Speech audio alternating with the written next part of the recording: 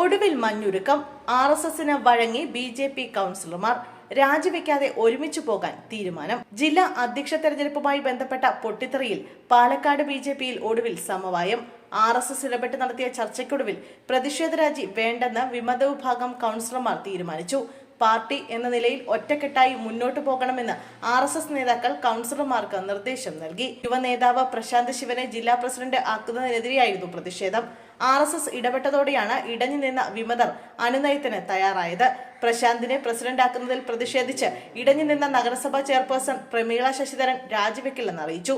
പാർട്ടിയിൽ പറയേണ്ടത് പാർട്ടിയിൽ പറഞ്ഞുവെന്നും സംഘടന പറയുന്ന രീതിയിൽ പോകുന്നവരാണ് ഞങ്ങളെന്നുമായിരുന്നു നഗരസഭ വൈസ് ചെയർമാൻ അഡ്വക്കേറ്റ് E കൃഷ്ണദാസിന്റെ പ്രതികരണം. രാഹുൽ മാങ്കൂട്ടത്തിലോ ആരും കൗൺസിലർമാരെ സ്വപ്നം കാണേണ്ട.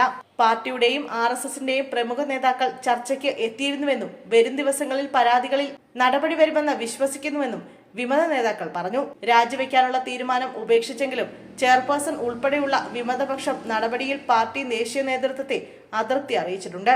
അതേസമയം കടുത്ത എതിർപ്പിനെ മറികടന്ന് പാലക്കാട് ഈസ്റ്റ് ജില്ലാ പ്രസിഡന്റായി പ്രശാന്ത് ശിവൻ ചുമതലയേറ്റു. BJP സംസ്ഥാന vice president doctor KS Radhakrishnan, സംസ്ഥാന നേതാവ് J പ്രമീള ദേവി എന്നിവരുടെ സാന്നിധ്യത്തിലാണ് പ്രശാന്ത് ശിവൻ ചുമതലയേറ്റത്. BJP ജില്ലാ ഓഫീസിൽ സ്ഥാനമേൽക്കാനെത്തിയ പ്രശാന്ത് ശിവന് ആഘോഷപൂർവ്വം വൻ സ്വീകരണമാണ് നൽകിയത്.